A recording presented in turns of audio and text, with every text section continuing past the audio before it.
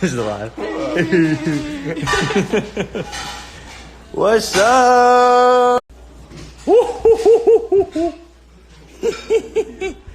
What's up?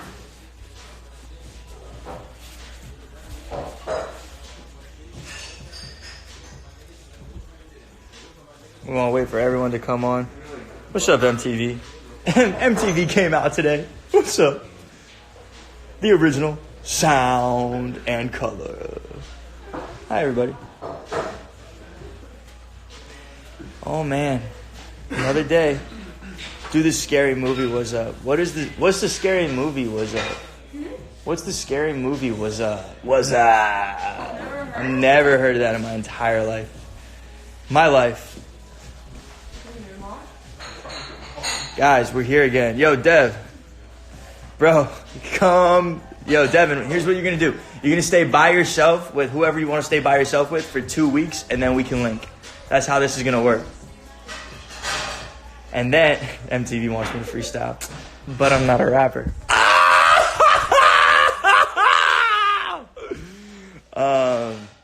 And then you should come through. What we got to do is we got to self-quarantine for 2 weeks, figure out who actually has this thing and who doesn't. And then after 2 weeks of quarantining, we know who really does and doesn't have it. And with that, then we can join and form small bands of people that can chill together because we're clean and we know it. How this works. Hold on. I need a charger so my phone doesn't die, because that would just be extremely unfortunate. I didn't mean to hurt your feelings, MTV. I'm sorry. All right. Hey guys, it's dark. It's dark. It's scary. I don't know where I am. What up, Aaron? Aaron Kleinert in the house.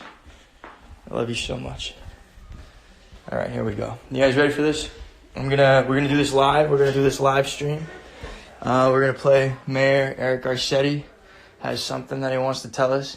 By the way, guys, he does this live on his Facebook at 5:15 every day. So if you live in LA, you can tune in on Facebook. I know. I don't use Facebook. I love you too, baby Aaron.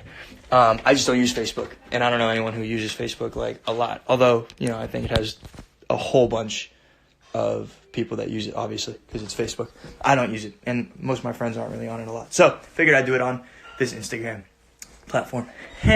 So, all right, without further ado, I'm going to play the video, and I'm going to be sitting in here listening with you guys because I've not heard it yet either. So it's 9 p.m. Pacific Standard Time here in Los Angeles. I'll be doing this every day because it's important to be informed and to do this shit. Anyway, love you guys so much. I'm going to turn around. We're going to do this. It might take me a second. All right.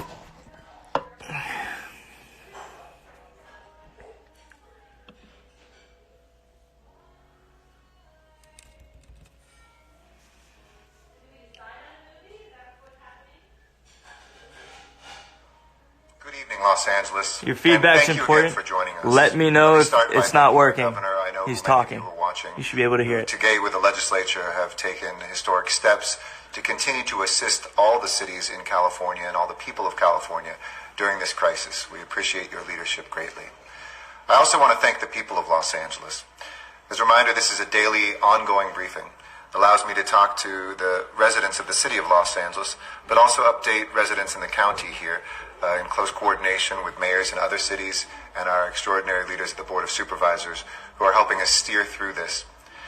To slow the spread of novel coronavirus, all of us have played a tremendous role in the last few days, and I want to start with my thanks. It's been under 2 days since I announced our order to prevent people from gathering in close proximity at restaurants, bars, gymnasiums, movie theaters, and more. And the good news is it's working. What you're doing matters. And I know that it has been immensely difficult, first and foremost for those businesses and the workers at those businesses, but this is saving lives, and it's transforming our city. Angelenos have truly stepped up to the plate, and we appreciate you. We're seeing it, we feel it, and every day we know that social distancing saves lives. So thank you all for being lifesavers. As we keep using these best practices, we remain focused, though, too, on those workers and working families who are right on the edge. And I know how stressful it has been for so many Los Angeles families who suddenly have hours cut, some who have been laid off, and those who are experiencing the front line of the economic impact of this crisis firsthand. We are working for all of you and for all Angelenos. So I want to begin tonight by thanking those people who are on the front lines, those health professionals, those government workers, our grocery clerks and truck drivers, warehouse and restaurant employees, our first responders, and everybody who is out there ensuring that Los Angeles continues marching forward. And I'm very thankful for the political partnership, historic, where it seems like walls that sometimes separate us between cities or between city and county have completely broken down so that we act together in the interests of everybody as one family. To my fellow Angelenos who have taken this threat seriously and who have adopted social distancing practices, thank you for your sacrifices. I know that they are heartbreaking, that sometimes we feel more isolated, that we miss each other. But pick up that phone and call somebody who you know is alone. Check in with your parents and grandparents. Be generous with your neighbors and look out for one another. I'm hearing thousands upon thousands of those stories of everyday acts of kindness that are helping Angelenos get through this difficult time. And to the few Angelenos who are still out there, who might think this doesn't apply to you, who might think that you can get through this unharmed, you still can harm yourself and your loved ones. So take this seriously. You need to follow the rules, the restrictions, and the guidelines that we have put forward. Public health experts are guiding this advice. These are not political decisions. These are decisions in the interests of your well-being. Everything we do now, every action we take in these critical weeks will determine, again, the depth of this crisis and the length of our suffering. So tonight, I want to update you on the new information since we spoke last. As I speak, our City Council has been meeting the entire day, and I want to thank the LA City Council for their leadership as well. But we all know that small businesses are the backbone of the Los Angeles economy. We are the entrepreneurial capital of America. Mom and pop stores and restaurants, our main streets, are what make this city so amazing. And we're seeing so many establishments like restaurants and others that are seeing significant impacts since this outbreak. So with City Council partnership, we are working on a new program to directly assist our small businesses here in Los Angeles. We're looking to provide $11 million that will be no-fee microloans to help a wide range of small businesses with their bills, to pay payroll, to pay their rent, to ensure that they can retain their employees and that they can weather this storm so that they can come back even stronger than before. Altogether, this initiative could benefit more than 2,000 businesses in our city right away. Because we understand that now more than ever, we have to work to support and strengthen the men and women, the business owners who are vital to LA and Los Angeles' long-term economic security. We will roll this out quickly. And on top of that, my office has developed a small business resilience toolkit that offers information for your business in one place about federal, state, county, and city emergency policies that are in place to give companies ways to address their immediate needs, keep their people safe, maintain operations, and prepare for the future in the face of the current challenge. For more information about the microloan program and this resilience toolkit, please visit lamayor.org/loan. We also have some good news for local businesses. And I'm taking a step that builds on what we did for our residents when we had a residential moratorium on evictions. And I'm proud to say that we are ordering a moratorium on evictions for commercial tenants as well, so that small businesses who have had to make major changes in recent days and are making difficult decisions right now about operations and employees also have a measure of relief from this crisis. And we have remained in constant communication with our partners in the private sector who are stepping up to the plate in real and tangible ways. And thank you to our business leaders who are being part of that solution right now. One way that we've seen that happen is with our delivery platforms, like DoorDash, Grubhub, Uber Eats, and Postmates. They're waiving sign-up fees for restaurants joining their platforms so that those restaurants can stay open. Those who haven't joined the delivery revolution right now should. It'll make it easier for local establishments to keep serving their customers as they move to all delivery and takeout service for the time being. And on this point, I want to reiterate, you can do something. I know I ordered from one of my favorite restaurants for lunch. I can do the same thing for dinner. Do your part, if you can, to make sure these businesses stay alive and that their employees stay employed. Building on our work with grocers, speaking of food, I want to thank everybody who stepped up and starting to take the advice of not having the panic buying and not hoarding. While we're not out of the woods yet, things are getting better on our shelves, in our parking lots, and at our stores. And I was particularly touched that a number of stores have dedicated specific time to help our most vulnerable population, folks over 60, to ensure that they can get their groceries. I would like to urge all supermarkets to do the same thing in our city, to take similar steps to accommodate seniors who are at the highest risk of not only contracting this virus, but if they contract it, of being able to potentially be killed by it. To consider expanding door delivery services, curbside drop-off options so we can practice the smart social distancing guidance for this vulnerable population. Remember, this is a time for prevention and for preparation, not a time for panic. There's no shortage of food supplies you saw yesterday. The supply chains remain uninterrupted. We'll give you the updates whenever we hear them about hand sanitizer, and we're assured that the toilet paper and paper towels are just days away. But all those food staples you depend on will continue to be replenished every single day. So buy what you need for the week, not for the month or for months ahead. And when you do shop, always be responsible. I'm also pleased that those grocery clerks who are the heroes of this crisis, making sure as they go to work and put themselves at risk to make sure we have food, that we have been able to obtain protective masks for our grocery workers. Working together with all of our main grocery chains, this was something that they asked, and we've been able to secure a shipment of masks that will go out to those grocery workers in the next day or two. 5,000 masks for grocery store workers, and in addition to that, 10,000 masks that we have for our first responders who are on the line. We've had to change some of the ways we do things and adopt safe practices. For instance, we have right now in our fire department, instead of sending 4 or 5 people in on a medical call, we're having one person with the full protective gear to ensure we can preserve our protective gear and that we don't expose additional personnel potentially to coronavirus. Back to food, though, I want to say while our schools are closed, tomorrow parents will begin to be able to pick up food for their children. There are 60 grab-and-go centers that LAUSD has opened across Los Angeles, and from 7 a.m. to 10 a.m. every weekday, students can pick up 2 nutritious meals to get them through the day. With the help and the assistance of our LAPD officers, who've also been at our grocery stores and other places to ensure everything is safe. And while you're there, as I mentioned yesterday, we've relaxed parking restrictions so that you can get that food without worrying that you're going to get a ticket from the city, and the same thing with street sweeping. We appreciate all your patience and anything we can do to reduce the stress that you face right now.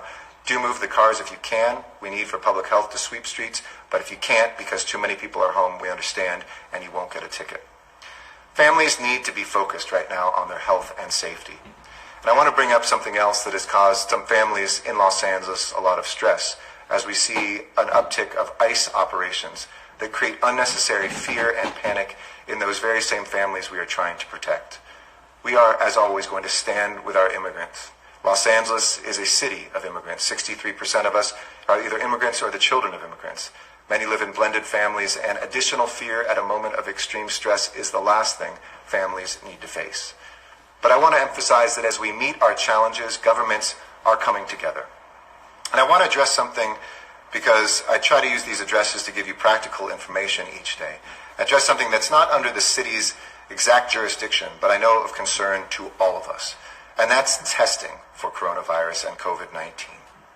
We're working very closely to coordinate with the county to secure as many testing kits as we can with assistance from the state and now, finally, from the federal government.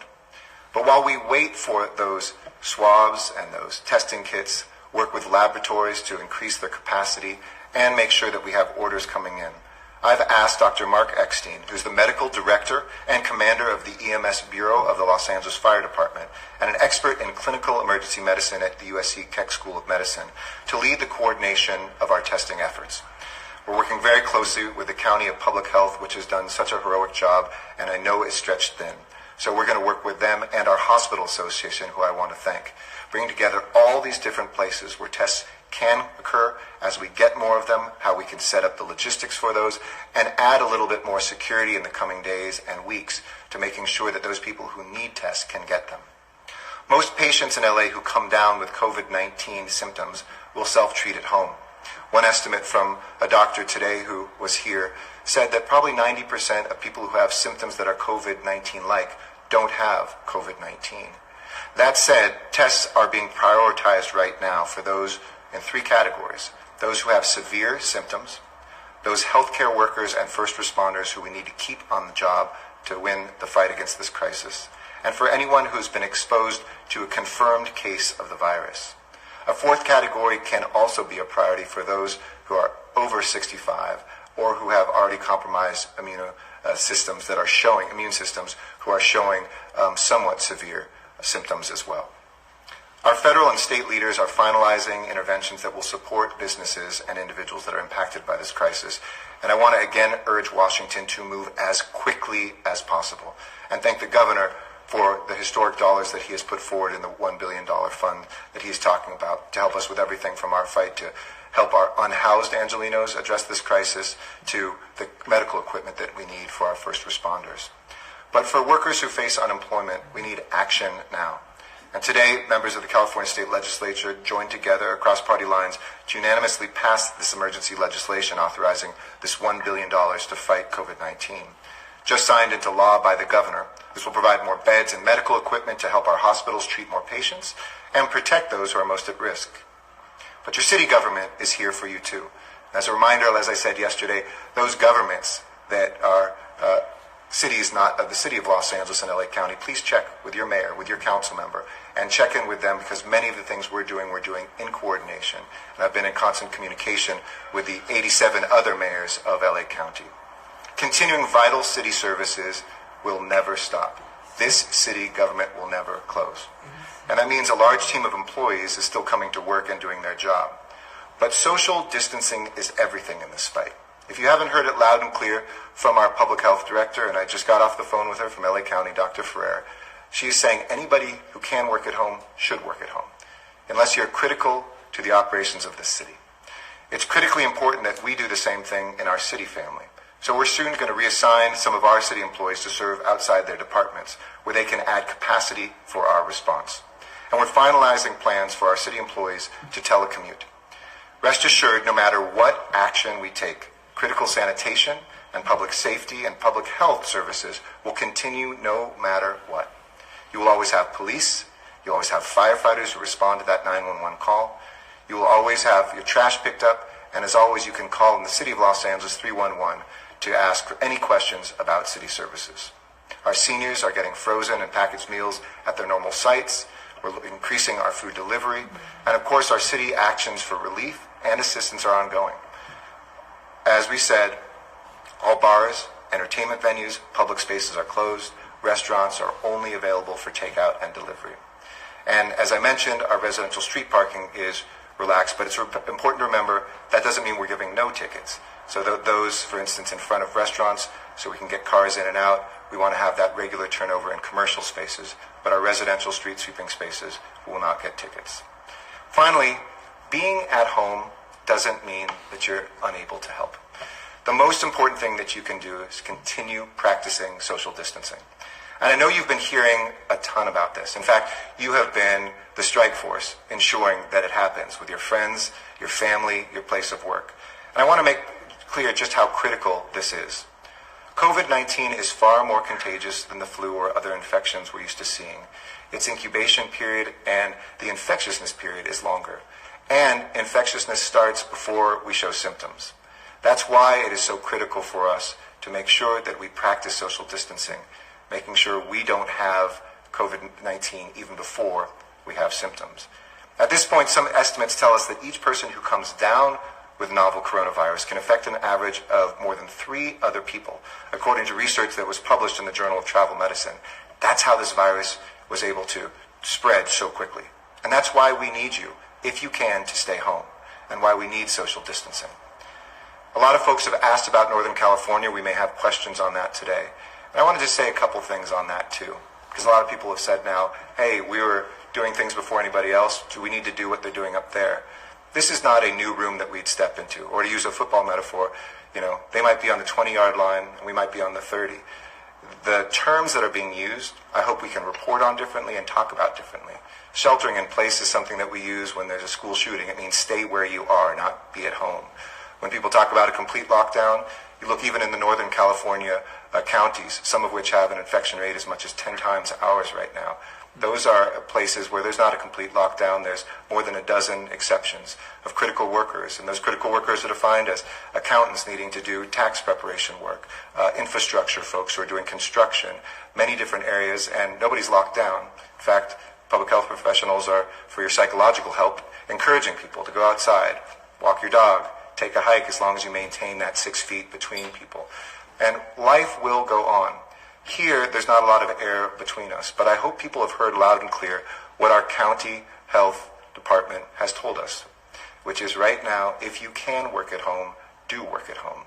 And we will continue to transparently tell you the steps that we are taking. There is no plan to lock down this city. That is not imminent, but we ask you all to lock down as much of your life as you can and make sure that you get out there to get your basic necessities. If you can work from home, to do it. Keep everybody you know safe. If you're seniors, to limit that even more. And of course, those with pre-existing conditions. And practice good hygiene. Continue washing those hands. Continue sanitizing those surfaces. And make sure that you monitor your health and seek help if you need it. There is still plenty of important connecting to be done from home. Check in with your friends and your loved ones. Buy local. Help your neighbors. Even fill out your census form, which I know came in the mail, and I and my family filled out just a couple days ago. And if you have a few dollars to spare, and I say if, because I know a lot of people have been hit by this, and that's exactly who we want to help with this fund, continue to donate to our COVID-19 crisis fund at mayorsfundla.org. That's mayorsfundla.org to help support our critical efforts in Los Angeles. You can also contribute to the California Community Foundation, United Way, or just to those local organizations who you know are feeding our vulnerable, checking on our seniors, helping people with disabilities, and others who are affected by this social isolation. We are all first responders, and you're doing a marvelous job. Keep up the good work. I'm so proud to be your mayor. I'm so proud to be an Angelino. And I'm so proud that people are answering the call. And know that we're barely getting any sleep, trying to fill in the gaps where we haven't had leadership in other places, while we're waiting for more tests to come here, helping our hospital personnel to be healthy and feel good, encouraging our first responders and those who are out there getting us through this all. But ask yourselves, are you making all the right decisions? Did you keep going out in groups? Did you ignore calls for social distancing? Did you put other people at risk? None of us want to look back and say we did the wrong thing. So help be a part of this army to win this war. We're doing the right things, Los Angeles, and I know we will continue to. And each day I will update you on the progress that we are making. One last note, too, as you hear the numbers out there, I want to echo what Dr. Ferrer said. While there was 50 new cases in the county, much of that is because finally tests are coming online. Not necessarily because of a rapid acceleration, but a more honest number of where we are. And we look forward to sharing that data. We're working with the county and hospitals and others to see if the city of LA can help in this region to let people know exactly what is the level of infection, what is the level of symptoms, how many people that are exhibiting symptoms of COVID-19 don't actually have it. And I shared with you earlier, 96% of the private tests are coming back negative and just 4% positive. Those are hopeful signs, but that doesn't mean to let up for 1 second. Don't be the person who gets a family member sick. Don't be the person who infects the neighborhood. Do everything that you can to make sure that you are safe and everything that you love in LA is safe too. We will overcome this. We will write a new chapter in our city and our nation's history. And I love all of you for everything that you are doing. Stay strong, Los Angeles.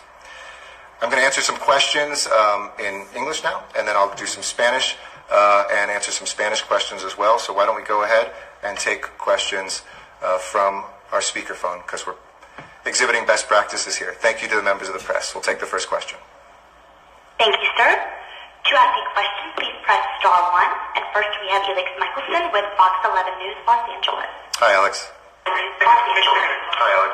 Hi, Mayor Garcetti. Letty. I'm also joined by my colleague Christine Devine live on Fox 11 right now. Hi, So Christine. my question for you, Mayor, is you talk about the grocery stores and say that things are getting better. I've had people message me today and say, wait, I went to the store and there wasn't meat. There weren't eggs. There weren't medicines. Sure. What do you say to calm the fears of those people? And one other thing, Mayor, we just heard from the governor suggesting that the most likely outcome is we are not going to have schools in session in California until at least the summer. What's your message to all the kids out there, all the parents that are angry, confused right now, and is that the way that you see the scenario? So let me start with the grocery stores. As I was careful to say, it's getting better. Sorry, we have a little bit of an echo. Mute on their end. All right, there we go. I'll start that again. Thanks so much. So first of all, I said I was very careful. It's getting better, but we need people to continue acting at our grocery stores with discretion, not panic buying, and not hoarding. But there is enough food for people to eat. And those things that are having runs on them, for instance, bottled water, which I've told people, we have plenty of water out of your tap, don't worry. And there are shortages of certain things for that day, but there are not shortages in Los Angeles. There are only shortages because people are buying for months at a time, whether it's meat or bread or other things that will go bad.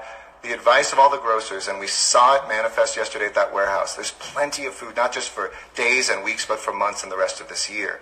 If people buy too much, though, that takes away from others. So I appreciate you pointing that out, and that's why I said that message. It's getting better. Thank you to those who are now buying responsibly.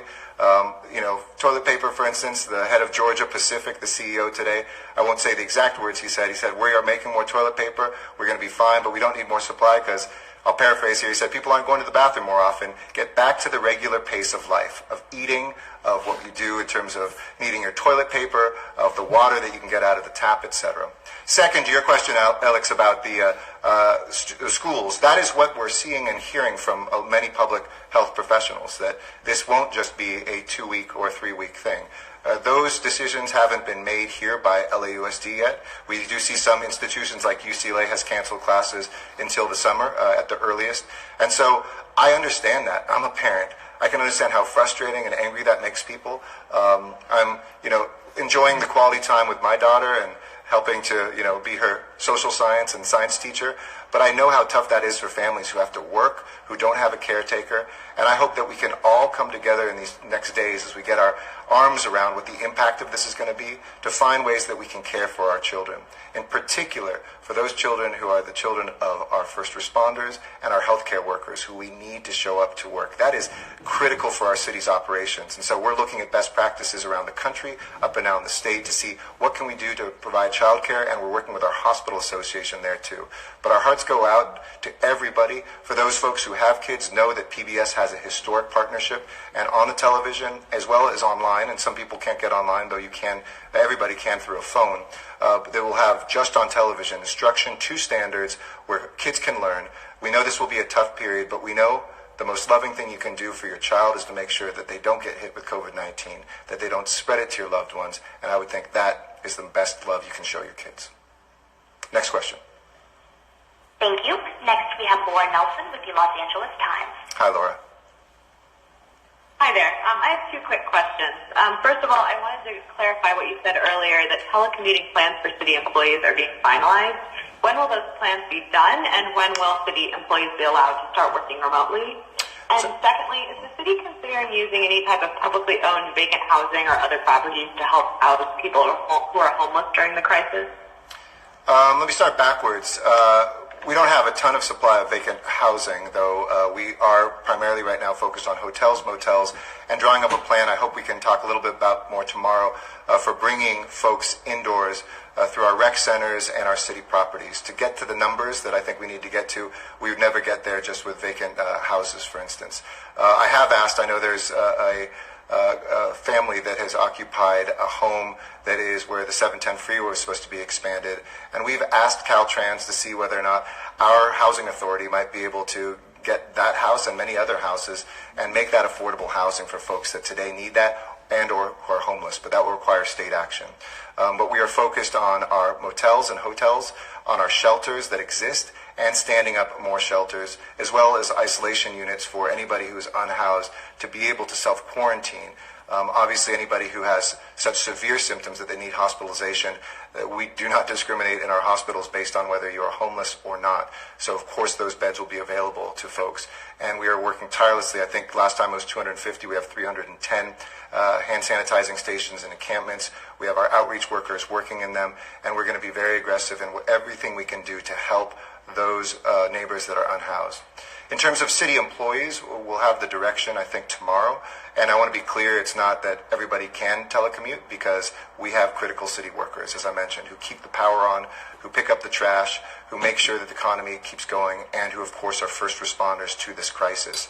But short of those folks and mobilizing our city employees, which is a power I have in my emergency powers, to go from one department and work elsewhere where we're going to need to staff up, whether it's our response on homelessness or whether it's to help our hospitals. We will designate who those people are. Of course, those who are at greatest risk with pre-existing health conditions, seniors, we've already asked them to look at that and to go home and telecommute if you can. And so we've drawn up those lists. It's very complicated with 40,000 people, but we think that will roll out sometime tomorrow.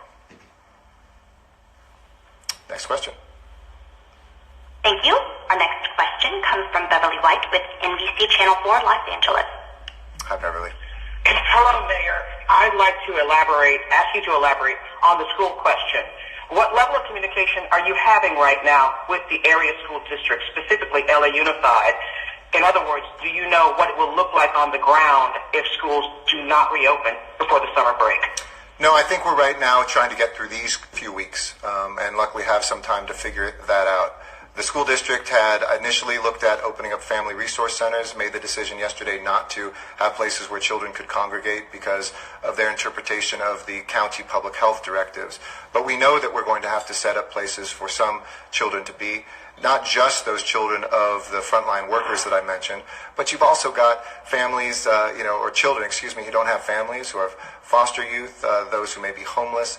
So I want to work very closely with the school district to solve those problems together. During the strike, we were able to use Rec and Parks facilities with proper social distancing in this crisis. That may be part of the solution, but we've got great facilities in the school district. We should figure out a way that we might be able to utilize those. But in terms of what it's going to look like moving forward, how education is going to happen, and when those schools will open, those things have to be driven by the public health recommendations. And right now, while children aren't as badly affected by COVID-19, the data is not clear whether they are the ones who can spread.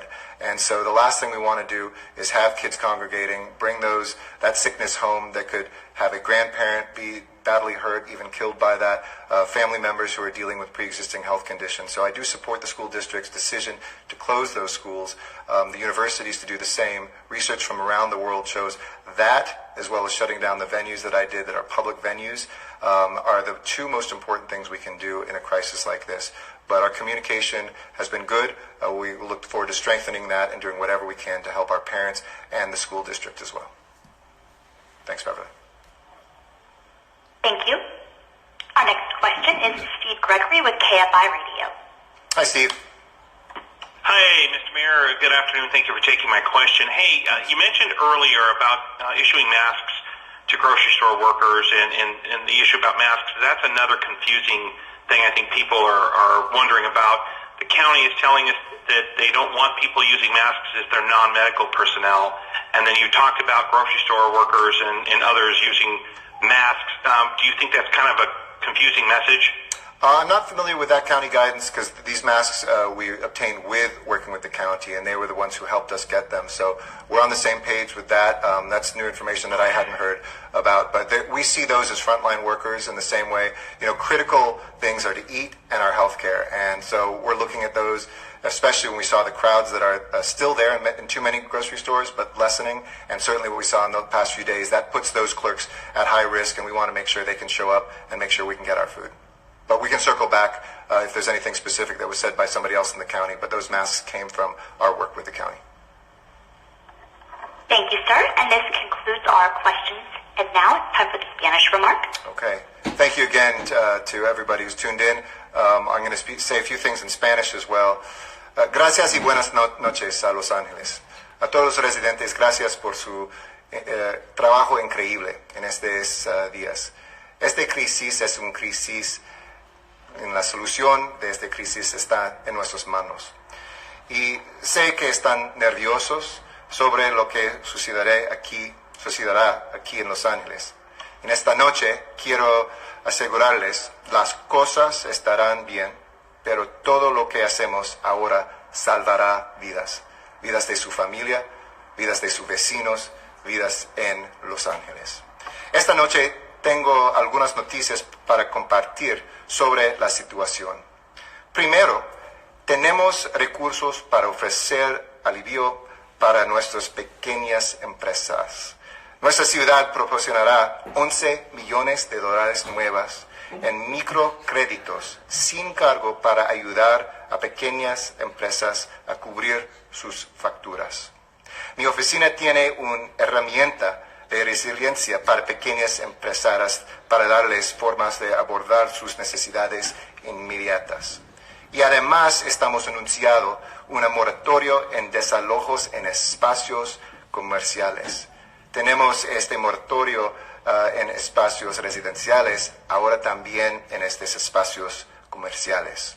También ordenamos una suspensión sobre desalojos para inquilinos comerciales para que las pequeñas empresas que han tenido que hacer muchos cambios en los últimos días y han tomado decisiones difíciles sobre las operaciones y sus empleados tengan una medida de alivio durante esta crisis. Todas las plataformas a domicilio como DoorDash, Grubhub, Uber Eats y Postmates están ofreciendo registro gratuito a unirse a sus plataformas. Utilice estas plataformas si tú eres el dueño de un restaurante específicamente. Segundo, hemos escuchado informes de heredadas de ICE en el sur de California. Las familias de Los Ángeles necesitan enfocarse en su salud y seguridad. Merecen un pie de paz ahora. Siempre vamos a apoyar a nuestra comunidad inmigrante. Tercero, hemos trabajado con el condado para asegurar kits de pruebas para Los Ángeles. Y se priorizan las pruebas para los que tienen síntomas severos, los primeros intervinientes que tienen síntomas y personas quienes han sido expuestos a un caso confirmado del virus. Además, miles de mascarillas han llegado a Los Ángeles. Priorizamos estas mascarillas para los primeros intervinientes y los trabajadores en supermercados. También estamos finalizando planes para los empleos de la ciudad a teletrabajar. No importa que los servicios críticos continuarán.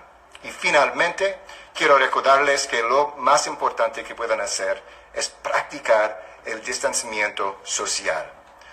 COVID-19 es más contagioso que la gripe y nuestro futuro está en sus manos, con sus acciones a salvar estas vidas. Estamos en esto juntos y juntos superaremos este momento.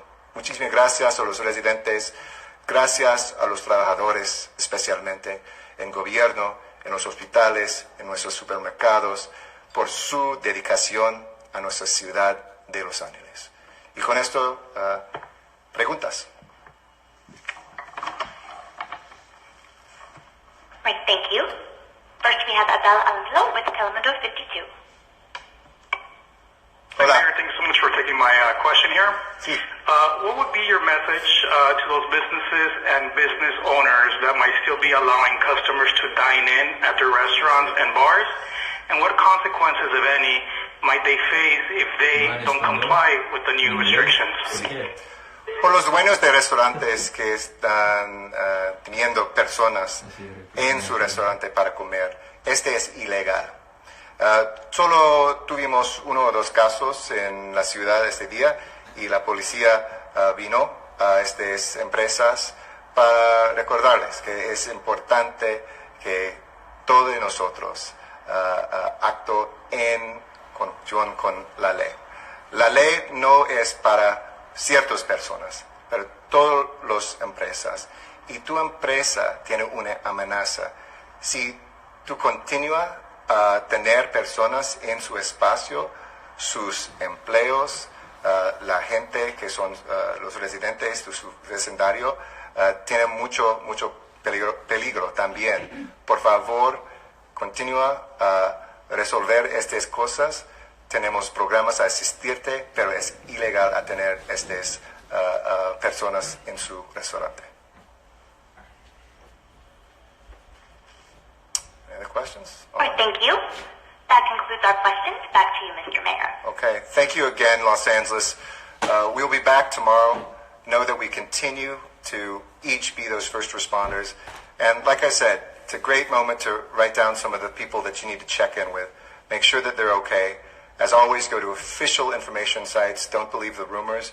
And continue to do your part.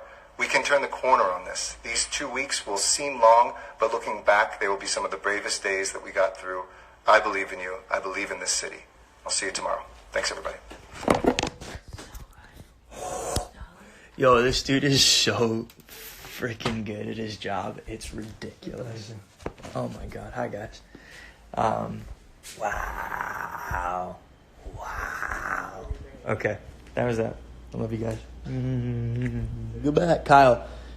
I'll try to teach you Spanish. I love how he was gonna take the questions in Spanish, and then dude asked him a question in English. I was like, what, bro? And then he like repeated it in Spanish. I was like, okay. That's sick. All right, guys. Thanks for staying on. So dope. Bye. I'm going to recap. I'm going to end this and then recap on another live. So more people say what's good. Hi, Kyle. I love you.